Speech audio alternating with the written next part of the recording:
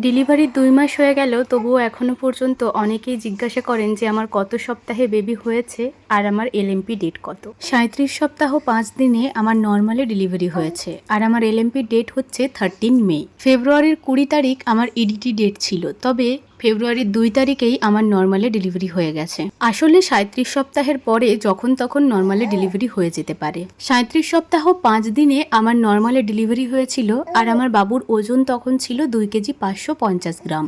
Doctor যেটাকে একেবারে normal ওজন বলেছিল।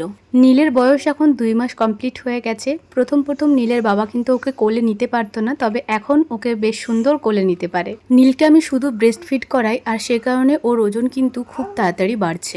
ব্রেস্ট ফিড করাই বলে আমার খিদের পরিমাণটাও অনেকটা বেড়ে গেছে। আজকে দুপুরে রান্নায় ছিল ভেন্ডি আলুর তরকারি, নিমপাতা আলু ভাজা, টমেটোর চাটনি আর টমেটো দিয়ে মাছের ঝোল। আমার পশ্চিমবঙ্গের বাড়িতে কীর্তন হচ্ছে, আমাদেরকেও যেতে বলছিল, তবে আমার পুচুকে নিয়ে আমি এখন যেতে পারবো না। আসলে গরমটা তো ভালোই পড়েছে, তার উপর কাল প্রচুর ভ্যাকসিন রয়েছে আর সে কারণে আমি যেতে চাইছি না। মা যাচ্ছে, তবে মা কিন্তু কালকে চলে আসবে, কারণ ভ্যাকসিন দেওয়ার পর পুচু যদি কান্না করে সেই সময় মা থাকলে আমার একটু সুবিধা হয়, কারণ এই ব্যাপারটা তো আমার কাছে একেবারেই নতুন।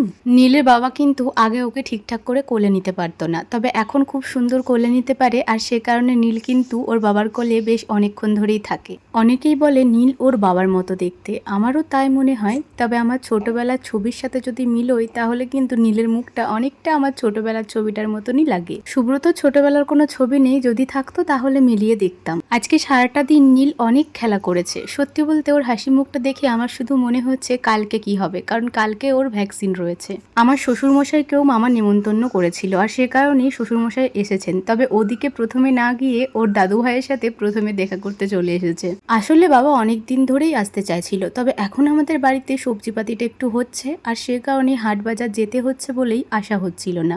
আর নীল কিন্তু ওর দাদুর দেওয়া টাকাটাও একদম মুঠো করে ধরেছিল। সন্ধ্যাবেলা আমার খুব মোমো খেতে ইচ্ছা করছিল, তাই সুব্রতকে বললাম যে তুমি যখন বাড়িতে রয়েছো আমার জন্য 1 প্লেট মোমো নিয়ে এসো। তবে মোমোর দোকান আজকে বন্ধ ছিল আর সে কারণে পাপড়ি চাট নিয়ে এসেছে। এই চাটটা খেতে আমি ভীষণ ভালোবাসি আর সুব্রতরও কিন্তু এই চাটটা খুব পছন্দ হয়েছে, তাই ওকেও একটুখানি দিলাম। 30 টাকায় এই চাটটা খেতে জাস্ট দারুণ।